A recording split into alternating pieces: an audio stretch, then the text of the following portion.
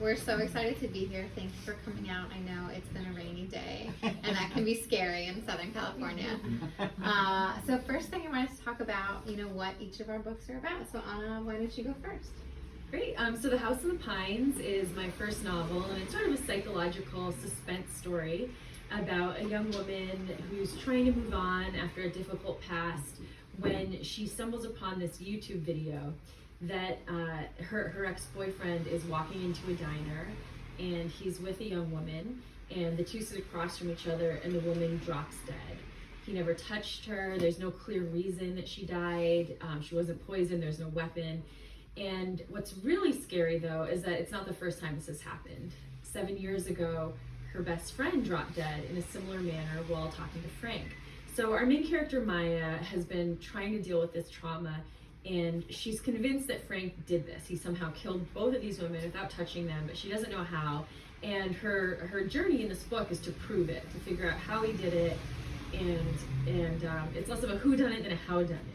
And to do that, she has to return to her hometown, and more specifically to the House in the Pines, a strange house he built in the woods, to learn his secret.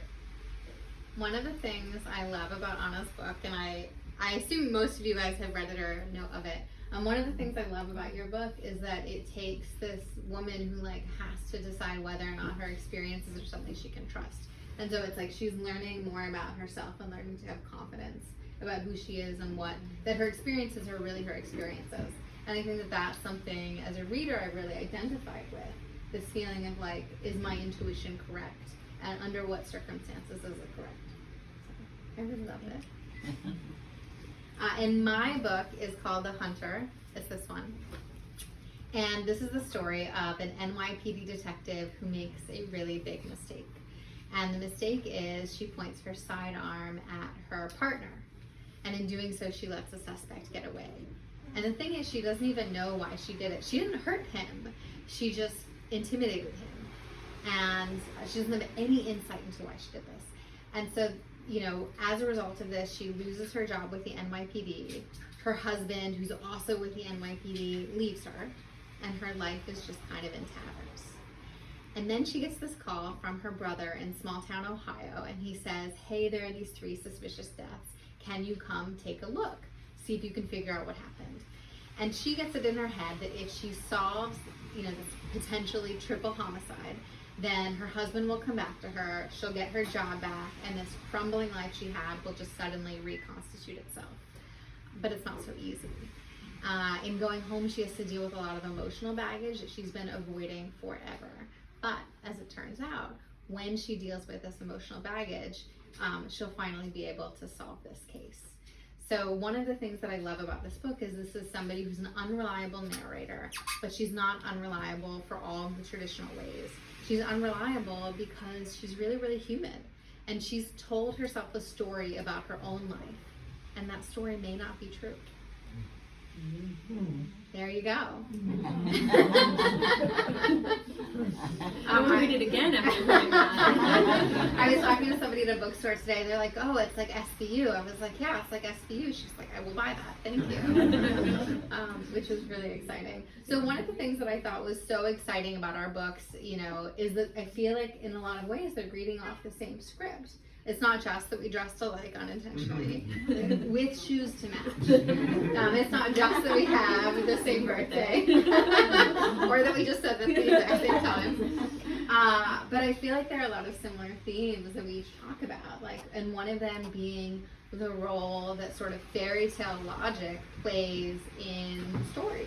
And it makes me think of this quote that I recently read, that it was at the beginning of the quest, mountains are mountains, and hills were hills, or something like that. During the quest, mountains were thrones of the fairies, and the hills were, something magical.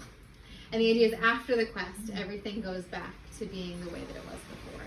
And so it's something when you're in a story, you get to inhabit some sort of fairy tale logic to help you gain insight into your real life. And then you go back to real life to sort of make sense of it.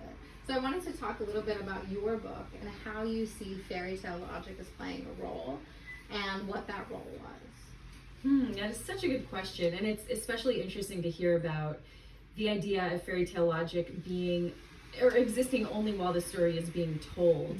And I think that for not just these books, but so many stories, we're telling them in order to understand something. And so while you're telling it, things happen for a reason. Like in real life, things happen, you have no idea why. Everything feels very random. And you can't really predict what's going to happen, but in a story you kind of can. And so I'm not even sure if this is getting at that quote or the question, but I think that fairy tale logic came into play a lot with my book, where there's a story within a story that was written before my main character was born, but there are themes within it that end up pertaining to her immediate situation. And so I think that in itself is kind of fairy tale logic, the idea that the stories you might read might actually have something to do with your future, the life that you're living. I don't know, is that kind of... Yeah, I mean, I think of it too, and I'm sure that, especially as you talked about things that are passed on from generations. I think of storytell logic as being something that's passed on from generations. Like, we all have heard the old wives' tale. Like, my mom says this all the time. Bad things happen in threes. So 2 bad things would happen, and she would go, bad things happen in threes, be careful. Yeah. And she would be right. Right? There's something about the sort of folk wisdom that turns out to at least feel true, even if it's not actually true. And so the question is, like, with fairy tale logic, like, what is the folk wisdom that's being passed down generation to generation? And, I think, in a very, like, science-heavy world, we've been taught to dismiss a lot of that, to think, oh, that's not real. Like, even that phrase, like, old wives' tale, has the assumption that, oh, this is something that's false, that shouldn't be taken seriously. And I think there's really something exciting about saying, what if we elevate that? What if we actually take all those things seriously and see what they have to teach us? And so one of the things I was really interested in exploring with my book is the way in which fairy tale logic intersects with psychology. And one of the interesting things that I learned about psychology while looking into this book was this idea of Jungian psychology. So I never studied this in school. I just read a lot about it afterwards. But it's this idea at heart that the way that, like, is primal to us, the way that we think about ideas, is not necessarily in terms of language. Like, we all learned language late. You would have been at least a year old, probably, before you started learning language. I have a 3-year-old right now. She speaks really well, but it's not always clear that the things in her head correspond to the things that she's saying. There's still a disconnect. So the idea is that there's something else that's primal that comes before the actual language. And for a lot of Jungian psychologists, they think that that's actually images. So they think that we think in images before we ever think in words. And if we think in images before we ever think in words, then there's something about the image itself that carries a meaning to it. There's something metaphorical in it. And so when we learn to communicate with images, right, with the images that our brain is holding, we learn things about ourselves that we don't necessarily have the language for. And so I think a lot about fairy tale logic too, and how that corresponds to this idea of, these images that carry meaning. So fairy tale logic is very concerned with motifs, that persist throughout time. One of the things, in my book, I remember reading about, like, apple orchards as symbolizing something like bounty, fertility, this very maternal sense of being taken care of, and how you can play with those images for your reader so that they're getting information that's not necessarily coming at them through language. And how when you do that, it gives you the potential to sort of tap into something that, again, has been passed down from generation to generation. I really love that. A lot of this I had not thought of before, but it really resonates with in our class that I teach. We've done a lot of work around the hero's journey, where we talk about specific figures, and so you have the goddess, and you have like the the hero, the archetypal hero, and you have the sort of father character that has to be, in many cases, overthrown. And I think that's sort of the same thing that you're talking about, where there are these very specific archetypes. There's these figures that the figures represent something different to every person, but they're all the same. They're all the same image. And so no matter who you are or where you're from, you would probably recognize the images like you're talking about, those very primordial sort of just very elemental ideas that can be expressed more, probably more clearly in images. Yeah, and more viscerally, like like they hit your bloodstream sooner. Yeah. And it's probably the wrong word, but I think that's a lot of the reason too, like film is so appealing. Yeah. Yeah, and I think like one other thing that's kind of similar, I think, between our two books is I think we were both trying to tap into something that was a little bit elemental. Like I think in my idea, in both of our ideas, our books, the idea of going home to a place that you're coming from, of needing to like return to some original source in order to confront a mystery, and how that can be both very healing but also extremely traumatic. So when you return to that place of origin, it's not just about remembering, but it's about healing and about overcoming things that that happened in your past that you can't really move on until you've confronted. Yeah, I think that's absolutely true, and I think it's interesting that we both sort of tapped into that motif as something we wanted to explore, because I think if you think about your life in terms of, so like in the case of my character, I think in both of our characters, it had something go wrong. They were going forward, something went wrong. It sort of stunted their growth, and then they kept going forward anyway. Yeah. And then they're like, how did my life get so off track? And I think that that's something that everybody can relate to. Like at some point, you took a quote unquote wrong turn, where your life maybe became something you felt disconnected from. And the question is like, how do you regain that connection?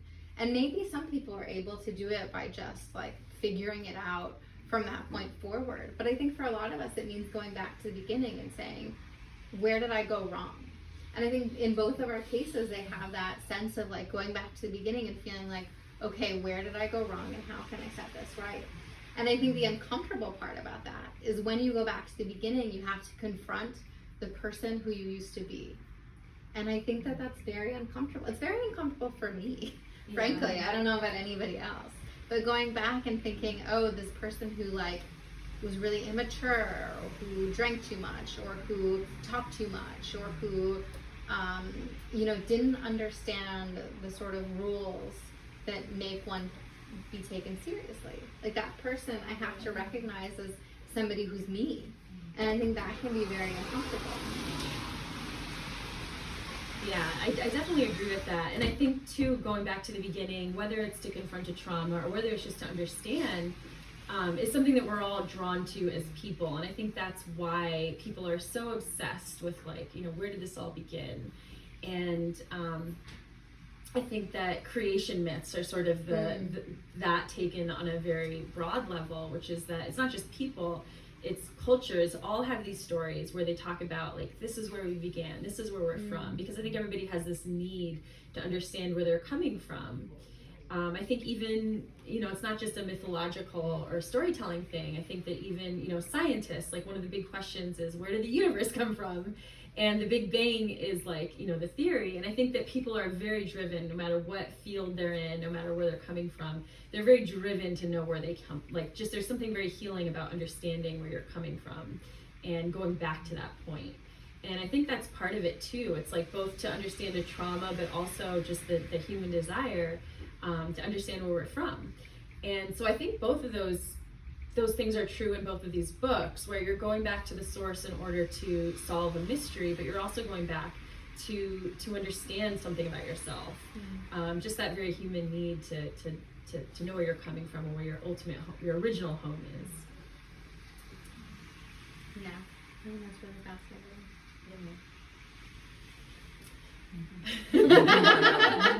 We obviously planned very well who was going to ask the next question. Have you ever had where you have a question in your head and then you're so fascinated by what you're listening to that then the question just falls away? You've just witnessed that. So tell me a little bit about your book and how you came up with the idea to write it. So my book was The House in the Pines. The house itself was sort of the spark that started the whole book. It was a story that, the house itself was something that appeared in the first story I ever wrote when I was just 11 years old. And I wrote the story for a children's writing contest because I wanted to win the prize, which was a gift card to a bookstore and buy more books. So my whole reason to start writing was to read more books. And this house appeared, I think because speaking of fairy tales, I've always loved those stories about children who get lost in the woods, like Hansel and Gretel, Little Red Riding Hood. There's so many stories about children running through the forest, pursued by a wolf or a monster. What do you think it is that makes that sort of story appealing to you? That is such a good question. But those stories always resonated with me. I think there's fear. There's definitely fear of, you know, the wolf or the monster or whatever it is that's chasing you in those woods. And oftentimes you don't know what it is, but there's fear of that unknown thing. And then also the sort of beautiful danger, like it's both beautiful but it's also wondrous, the woods, where you don't really know what's out there. It's wild, it's completely untamed, and there's something very appealing about that. So I think that was sort of the original spark for A House in the Pines, is that this home that's in the middle of the wilderness, and that's, you kind of have to enter the unknown to access, was really exciting to me. So I think that place was sort of what sparked the original, at least the house. Yeah, and I think like that there's a corollary in my book too, again, from this idea that we were kind of like both reading off the same script. It's like, you know, in my book, caves really play an important role. So Lee, the detective, in order to figure out this mystery, she has to actually physically descend into the earth to go inside these beautiful caves that are, you know, gorgeous in all of the ways that you imagine caves. You know, stalactites, stalagmites. You know, there's a skeleton, not to ruin anything, a skeleton covered in calcite, so it, you know, sparkles when you put light onto it. But also, it's terrifying. It's in a cave, and there are bats, and it's dark, and you're not sure you can find your way out. And I think probably for both of us, that those sort of, you know, venturing into the unknown is probably very symbolic of this, like venturing into your subconscious, or venturing into this place where, you know, things don't necessarily make sense, like this sort of like fairy tale world, or this world that that maybe you don't have the same amount of control over. Yeah, and I like what you're saying about how the caves are kind of like your book's version of the forest, because they're very, very unknowable, very mysterious, and yet there's something. I don't think this is giving anything away, but there's something when she goes into the cave. It's not all terror. There's also something there that is kind of beautiful, kind of dreamy, and she doesn't feel just terror descending into the caves. She also feels this strange comfort going into that place, and what she finds there is not just, you know, what's around her. It's not just like some physical thing in the cave. It's also something within herself is ultimately discovered by her descent into the cave. And so I thought that was just a really beautiful sort of metaphor for what her character Lee had to do. She had to really descend into a physical cave, but she also had to descend into her own memory, things that she doesn't even remember. Scary, right? Yeah, it's just as scary to go back in time and to really like deal with yourself and all of your bad choices. And I think that that's something that I think both of our characters sort of reckon with. Like, what is it like to descend into this past self? Yeah. Was that a timer because we're supposed to do questions? I just wanted to ask.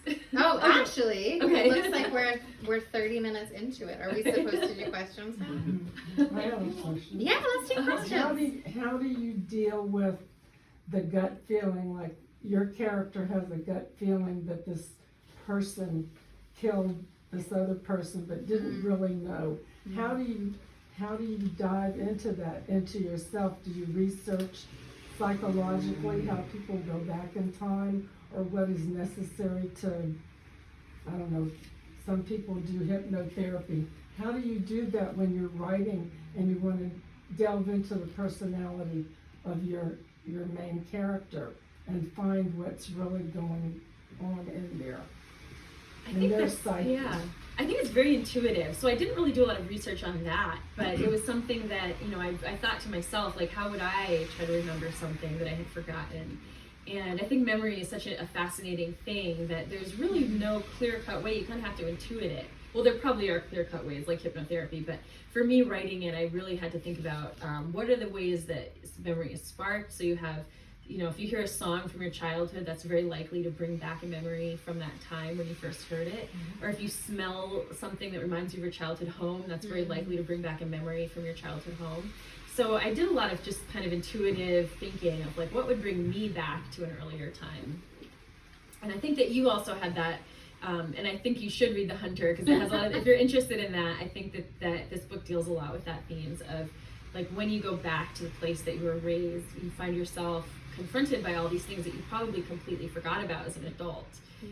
And I just think that's really fascinating, the way memories can come back that way. Well, it keeps popping up in class when we're given prompts. Mm-hmm. And so it takes us all back, and we all come up with different things, even in Monona's class. So yeah, that's the reason I asked about that. Yeah, that's what's great about prompts. No, it happens a lot. Yeah. Other questions? Adam? I have a question. Jennifer, I really liked how you were setting up your book about a character who does something that baffles even her. And I'm wondering, to your point about sometimes characters don't always make sense. Mm-hmm. And do you think that your character can ever fully know herself, or is there something within her that is always a mystery? Oof. And what does that mean for the reader who might want to make sense of your character? That is a very good question. Wow, do you think you can ever really know yourself? I don't think so, because I think in part there's a tiny part of me that's a creature of compulsions that I don't fully understand. Yeah.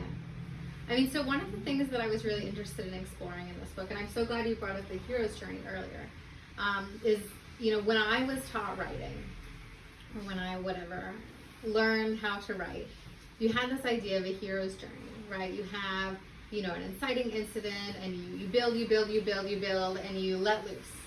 And that's, you know, the big splashy ending, which is a very, like, male-centered version of how stories are told.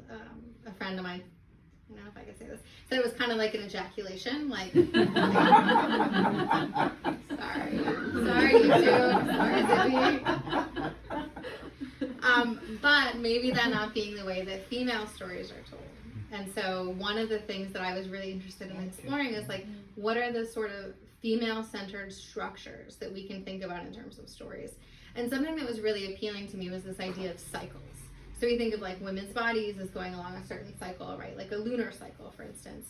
And so it was very appealing to me, this idea that you have, like, these cycles of understanding. And a cycle, you know, involves starting in a place and then coming back to the beginning again, and starting again and coming back to the beginning.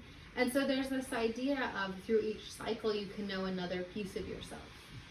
And then you cycle again, and maybe you change a little bit, and then you learn another piece of yourself. And so I think that the exciting thing about being human is that we're never done. Like, we're not immortal. We don't have fixed identities, I don't think, that persist over time, that never change at all. And so there is this idea of this hope of, like, through each cycle you get to learn a bigger piece of yourself, and you get to adapt to the world a little better and understand yourself. I mean, one of the things that I think was really interesting to me is this idea of psychology, that the goal of psychology, and actually one of my clients said this to me, so I'm, like, stealing from them. The goal of psychology is to have an integrated self. So it's not to have pieces of yourself that are in hiding, or not to have pieces of yourself that you're ashamed of. It's not to, like, code switch every time, you know, you meet a different group of people. It's like, how do you become an integrated self so that all of those pieces of you live as one? And so I think that, you know, there's a way in which your question speaks to that. It's like the goal is always this becoming of, how do I become more and more at peace with who I am? And I think that that's really, really beautiful. That, like, we're never going to get there because we're always changing. But how beautiful that we keep getting closer. That was a really good question. I think I'm on to something. You probably are. So I think I really appreciate the idea of the mystery. And what I'm thinking between the forest and the cave and this, our innate desire to figure things out, to solve that mystery. Why are we here? What are we doing?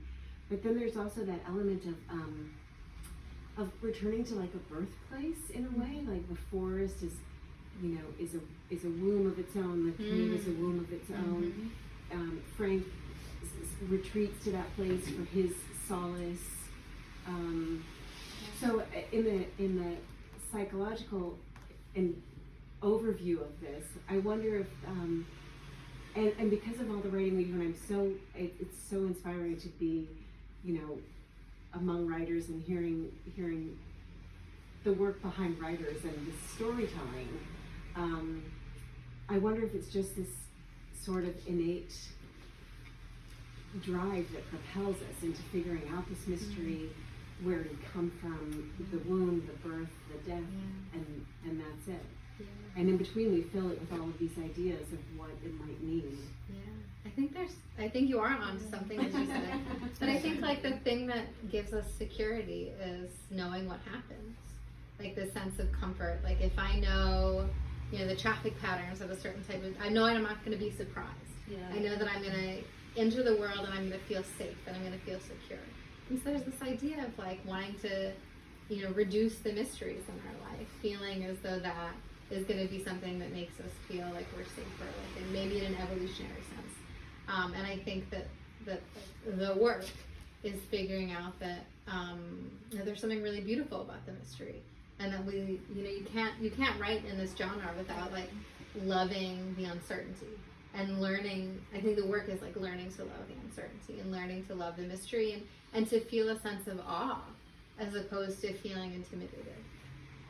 Yeah, I love that answer, and I love what you were saying too. I feel like that what both of you said really encapsulates like what you're doing when you're writing. 'Cause, I mean, I don't know about you, but I didn't really know what the story was going to be when No I sat idea. down. No idea. It takes a lot of like exploration and trusting as you keep writing that you're saying something that it's gonna cohere into a story that that has deeper themes, and so much of that is unknown when you start, and so a lot of that kind of what you're both saying like describes what it is for me, the writing process. I think you're right, and I think that there is something like that when you're writing, you're actually uncovering something in your subconscious too that needs to get out, and that like the most exciting thing to me is like one of the things that happens in my book is that the character's name is Lee O'Donnell.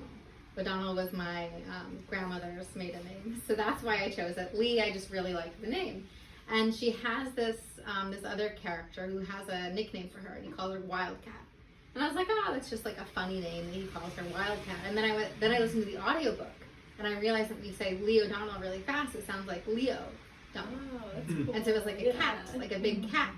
And I was like, oh, that's why he calls her Wildcat. And there were cool. so many aspects of the book that I was like, oh, my subconscious was doing things, and I didn't know it. And how cool is that? Yeah, that's really How cool is I that? love that. And I'm sure that happened when you were writing too, where you're like, oh, there was this pattern here. And I had no idea that this is something that my brain was like trying to get out. Yeah, I can't think of any like that, but I want to. So that's really cool and how I'm exciting. sure you have them. And again, I feel like it goes back to this idea of like, we think in images. Like it's, one of the, so I studied philosophy as an undergraduate and in grad school. And I remember one of the classes that got me the most was this class, a philosophy of mind class. And in the class, you had a study where people had some sort of blind spots. They had some region where they couldn't see. And experimenters would hand them objects in the blind spot and ask them to grasp them. Seems very straightforward, right? And so they would hand them, say, a cup. They couldn't see the cup. But when the person with the blind spot reached out to touch the cup, they shaped their hand in the shape of a cup. And they would say, they handed them a ball. They'd say, reach for the object in your blind spot. And they would reach their hand like they were grasping a ball. And so this idea has always stayed with me. This idea that there are things that our brains know that we don't necessarily process with language. And how interesting that is to exploit as, somebody who writes mysteries. Yeah, I've never heard that, but I mean, I just love that so much. I hope it's That's true. Really... That would be very embarrassing. That is so cool. I just love that. And I think that gives me a lot to think about. Like, as I'm working on my next book, is that idea of like having a little bit more trust. Yeah, I think that's really exciting. Yeah. I understand there are several ways that people write novels. And one, they have an outline. and they know pretty much the outline of the whole story. And the other, or at least one other way, is that you start with an idea like the house, and you kind of wander. Could you each tell us, were either of these methods that you use, or did you use some other method? Where did you go? So yeah, for me, it really did start with the house, and I built so much of the story around it. I also tended to weave in some autobiographical elements. So the first draft that I wrote, I was writing what I knew, and so that was my own experience. So the character, the very first iteration of Maya, the main character, was very much like me. But as the story developed and as it got more and more focused and I understood more and more what it was going to be about, the character started to kind of walk away from me, where she became her own person. And so much of that was about just figuring out the story and also putting the character into situations where she had to make some sort of choice. So every time you have a scene, your character usually has to make some kind of choice. And for example, she's at a restaurant, let's say, the waitress brings her the wrong dish. Is she the character who sends it back, or is she the character who meekly accepts it? So every time you write a scene, you're giving your character a chance to make a choice, and then those choices will tell you who they are. And so as I wrote this story, it became more and more its own thing, just like she became more and more her own person. So that's kind of a long way of saying I didn't outline. I just kind of felt my way through it. But that being said, with my next book, I'm doing more outlining because I think it's probably more efficient. This took me 7 years to write from start to finish. So there was a lot that didn't make it into this book. There were whole scenes, whole characters that were scrapped because I didn't really plan it out ahead of time. So I think both of those methods are completely legitimate. I mean, that speaks to me because I'm working on the next book because Lee O'Donnell is getting another book. So that's very exciting. It's under contract. And I have a document called Deep Cut, which is all of the things that I've cut. It's 40,000 words, friends. That's 40,000 words. Wow. Because I feel like, it's, you get a little bit farther and then you have to go back and then you're always figuring out what the story is. But so I think I'm probably giving away the answer to your question on my end, which is that it's so much of a wandering and less of a, here I know what's happening. And I think that part of it is to maintain the sense of wonder. But I think part of it too is how I read in terms of books.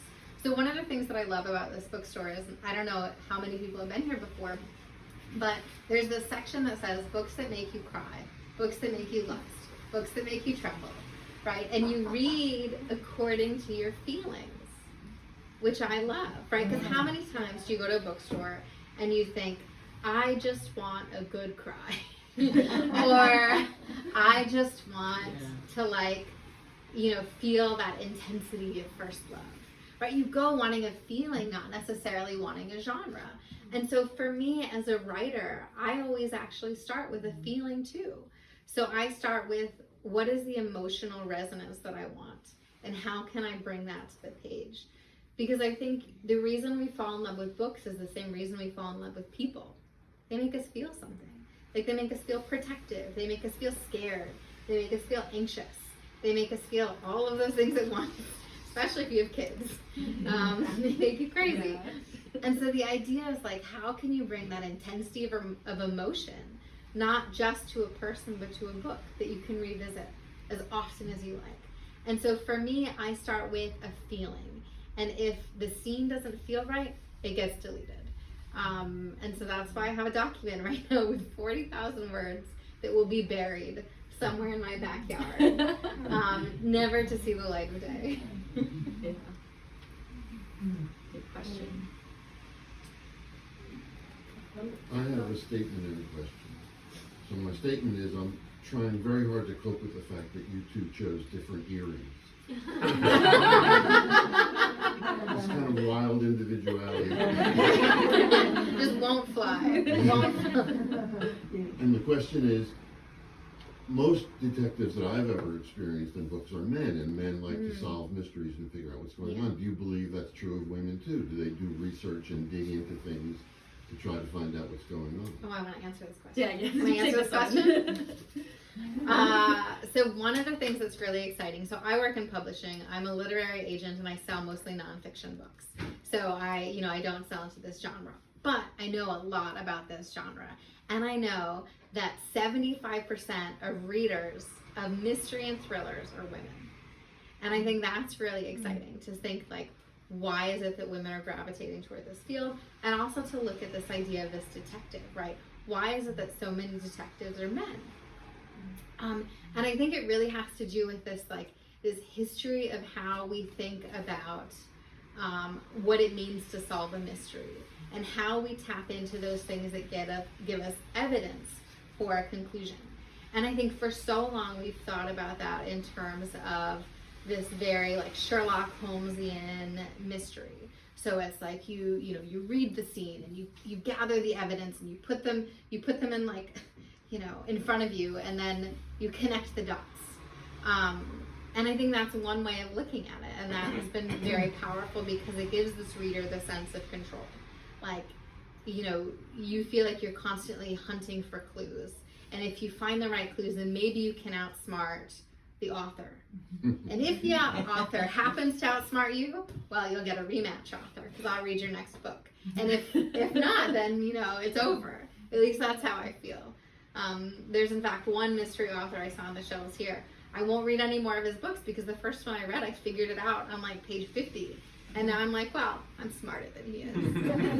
No one can figure out who it is.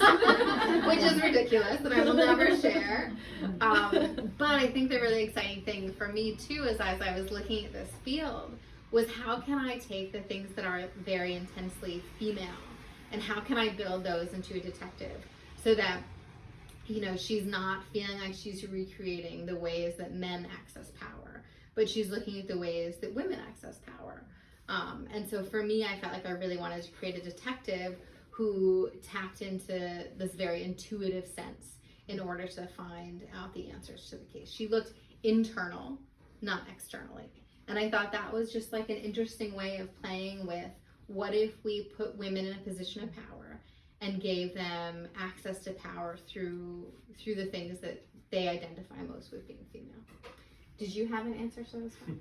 I don't, because I don't have a detective character. But I was thinking about, actually, when I was reading your book, how she is an intuitive cop and an intuitive detective, and how I haven't really seen that before. And I think that is also tied up with her gender, is that she's kind of feeling her way through things, and some of the people around her, like her former colleagues, don't like that. Like they're like, that's not how police work. That's not how we're supposed to do this. Like we're not supposed to be thinking about like our feelings. And I think at one point she's relying kind of on her sense of smell. Like she's relying on her sense of smell. Yeah. And this actually came about because I have 2 little babies. One's not really big anymore. One's 3. But I felt like when I was pregnant, like I had this very intense sense of smell. And so I thought like, wow, this was really tied to my like enacting this, what it means to me to be a woman, which is, different for everybody, but what it meant for me to like embody this very feminine side of myself meant having a heightened sense of smell. And so I wanted my detective to have that as well, to sort of recreate this like intense womanhood. And again, it's like, in my book, no women die, it's all men who are killed. and again, it was just like playing with these power structures. It's like, what if we put a woman in charge? All the men die. Not all of them. Just some men. And what if she solves the case because she looks internal to herself using her intuition rather than, the traditional ways of finding evidence. We still have 10 minutes. Yeah. Well, I have a kind of unusual question. So if you were writing, let's say, something that's autobiographical, you as a literary agent, would you look for something that was more titillating, or would you look for something that's look for something that was mystical, or even in the person writing the book, should they try to add more mystery to themselves to make it more interesting for the reader? I think it's about adding tension. So I think this is something you talked about before too. It's like, I was listening to a podcast with Anna earlier today. She didn't know I was listening, but I was listening to her. And you talked about having questions. You having questions that you keep asking, you keep posing to the reader, and then slowly answering questions, but building more questions. And so it's like, what is the tension that people, like the reason people keep turning the pages in your book, whatever genre it is? And how do you keep building those questions and you keep building up the stakes so that they matter to people? Right, because it's like, was it raining in Santa Monica today? Many people will not feel like that's a question that has a lot of stake for them. But, there are different questions that maybe do. Did I get home safely in the rain from Santa Monica? Right, that has more tension. Yeah. So I think that, for me, I think it's about, does this make me want to keep turning the pages? Because the thing about publishing, too, is that if people read something fast, then they will assume that they loved it. Yeah, I think that's true. And if you can get them to turn the pages fast, then they'll close it and they'll go, that was wonderful. And in fact, you did give them this very immersive experience. You allow them to escape for a little while. And that's, what books do. Yeah. And, Jill, did you want to say something about that? No, not about that.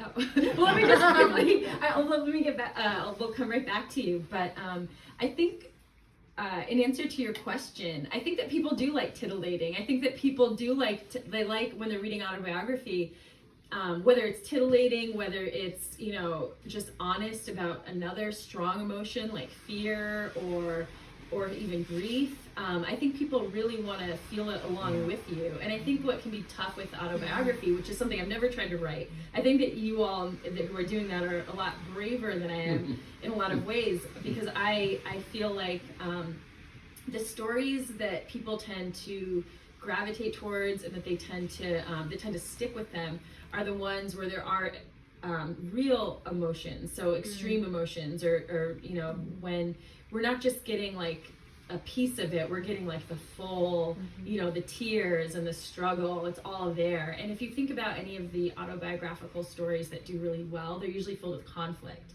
So that's another thing that can be tough with autobiographical writing, is that do you want to, in your pages, write about people in your life in a way that might not be completely flattering to them or to you? So I think that's part of the tension with autobiographical writing, is it's really about how much do you want to put yourself out there, and what is your intent? Are you trying to sell a lot of books, or is it more about preserving your memories, or is it more about understanding yourself? So I think depending on what your intent is, that also would be really helpful in answering that question. I was And Jill, sorry, I want Jill first, just because I said. Okay. Oh yeah. Oh, my Oh, question's very dated. Did you guys read Nancy Drew mysteries when you were growing up? I did not. I wish that I did. I read a lot of Boxcar Children. I did too. I read Oh. Boxcar, yeah. Yeah. Are you surprised that we haven't Yeah. done that? But I get that because I read a lot of Nancy Drew too, and I know that it, at least that introduced us to the idea of solving mysteries Yeah. at a young age. So that it's like a magic power, Yeah. Yeah. to be able to solve a mystery. Yeah. And I always recall I even did a painting one time called Too Many Nancy Drew Movies, a book, because it was a dark forest and everything, and here was this old-fashioned car coming up with the headlights, and because the atmosphere of it was, what I remembered from reading so many of the books. Yeah. I'm curious about both of your relationships to mysteries too. You're both first-time novelists, if I heard correctly. Do you find yourself wanting to go back to crafting another mystery? Was that a really interesting exercise for you as a writer, or do you think about trying writing other kinds of books? Do you want to go first? I think I feel very comfortable in writing mysteries right now, because I feel like it's a vehicle for exploring whatever I want. Yeah. It doesn't have to be tied to, I think, the sort of, the way we used to think of mysteries as being very, like, quote unquote genre. So I think of someone like Tana French, who I love, or Dennis Lehane, where it's like they were writing, these books that happened to be about a mystery, but like the actual story behind the story was so much bigger. And I think that I like the construction of a mystery, because it's like, dead body, plucky detective, clever resolution. So it's, they give me the sense of control. And then within that, I can do whatever I want, because, the reader already has, like pegs they can grasp onto as they're going along. So they never sort of feel adrift.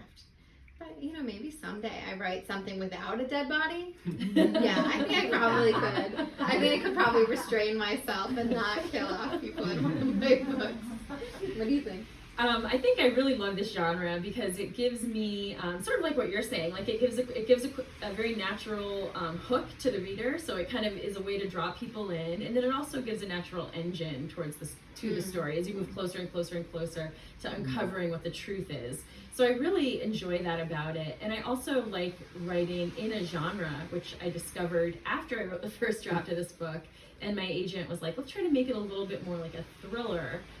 So I ended up analyzing and studying the tropes of the thriller genre, and I think that was really helpful for me because it, to use kind of a weird metaphor, it was like taking a bowl of Jell-O, just like a mess of Jell-O. So it was like a mess of Jell-O versus like a Jell-O in a mold, where you have like a very nice shape. It's like the same ingredients, same stuff, but there's just something nice and more orderly about having that structure. And for me, that was writing this book. It was the same story, same characters, but having that structure kind of just gave it this much nicer presentation, and also helped people understand what it was about. As soon as they read the book, the book flap, they could tell what it was about. It was no longer this kind of amorphous mess. I like a good Jell-O mold. Yeah. That's too long. And I'm going to have to update it now that like most people do not eat Jell-O. I'm ready for it. But everyone still knows what Jell-O is. Right, that's true. Did you have a question you wanted to ask? I just wanted to say something about my experience in reading. And I used to be a real bookworm. I started as a child on my stomach with a bar of chocolate, just reading and reading and reading. Oh, that sounds in wonderful. my room alone. I was kind of a bookworm. Then I discovered Stephen King, and one of the interesting things he did was when he wrote The Green Mile. If you remember, they were all little individual books, and you had to wait for the next one. And that was what was done maybe in the 30s, way back, when people used to have to wait for the next series in their mystery. And it was so wonderful. The way he did, I'm missing one volume of that. I don't know when I'm gonna do it. Oh no! But they're wonderful, and then they made a film of it. But if I start turning the page and reading, and I don't get that spark, I just don't read the book. Yeah. It's like there has to be something there that's going to pull me into the story, and I know that. So there are many a book that I picked up and put down. I'm the same way. Life's too short. So that's it. I really like what you're talking about. What you're telling to us, how you do things. Wow. Oh yeah. You have to feel something, because I think if you don't feel something, That's right. you might as well be writing, an academic book. Right. Thank you. I guess this is probably last question. The Hardy Boys were like that too in the 50s. There would be a mystery and you would finish it and then you would for the next one. But in my experience of mysteries, like Knives Out, there's so many clues being littered about by the author. I feel like he could pick anybody to be the guy who did it. Yeah. And when you wrote your books, did you think the person who did it was the only person or the only way? Or did you arbitrarily say, well, I'll just pick Joe and he's the killer? Well, I didn't write a whodunit, but you did. I was so gonna I'll let say. her, yeah. And I'm like, You said wait, your it was a turn, how your did turn. it. It was a how did it, but she definitely Yes. wrote a whodunit, and I did not guess who did it. So Oh. this is a good person to ask. One of the exciting things that I learned that is really compelling for the sort of story that I wanted to tell, and the sort of story I wanted to tell was about someone learning about themselves, things that may not be flattering, but that once they learn those things, then they can grow as a person. So one of the things that was really important was that the villain be another version of the protagonist. And I think that meant that, you know, as a reader, I don't think I'm giving anything away. In fact, I've said this many times and nobody has still guessed it. That the villain is a version of the protagonist, because in trying to solve this crime and trying to defeat the villain, your main character, my main character, is trying to like banish a demon within herself. She's trying to get over something. She's trying to be a better person and not give in to the sort of person she doesn't want to be. And the reason that that person is a worse version of herself is like, you can see the consequences, right? If she makes these bad choices, if she gives in to, you know, her, you know, the side of herself that she doesn't like, then, you know, she falls down this slippery slope. And I think that meant that it was really compelling for me who became the villain, because I had to convince myself that this was my protagonist in a different skin. And so, you know, when I finish books, it's not as though anybody could be the villain. It's like, how by defeating this villain is she learning about herself? How is the metaphor coming to fruition? Because if you don't do that, then you risk the reader sort of feeling like, ah, well, who cares? Yeah, it's that person. It's like when I love cozy mysteries, by the way. But every so often, you know, I'll pick up a cozy mystery. I'll be like, oh yeah, it was that guy we met in scene 3. Great. Yeah. Like, it doesn't even make me feel good about myself that, like, you know, that they pulled one past me, because I feel like it didn't matter. And so it's like, how do you make the choice of villain matter? And I think you did a good job, and a lot of books that I really love do a good job of leading up to it. Like, you place little breadcrumbs. Like, when you figure out like who did it in this book, you can kind of look back and be like, oh, that makes sense. That's why this happened earlier. Or the writer actually did set it up, but it wasn't obvious enough for me to guess. But like, it makes sense in retrospect. So I think that's also important, is like making sure that you have that little trail of breadcrumbs so that it doesn't feel random. It feels like we were always leading to this, and you can kind of look back and see how we got here. Surprising inevitability is the phrase that I love, that I repeat over and over again. And that is so hard to pull off. Yeah. Well, I think we're out of time. I wanted to thank everybody for coming out on a rainy day in Santa Monica. I had such a good time speaking with you. This was so much fun. So did I. I'm so glad that we were able to do this, and I'm so also excited to be at Zibby's Bookshop. This is amazing.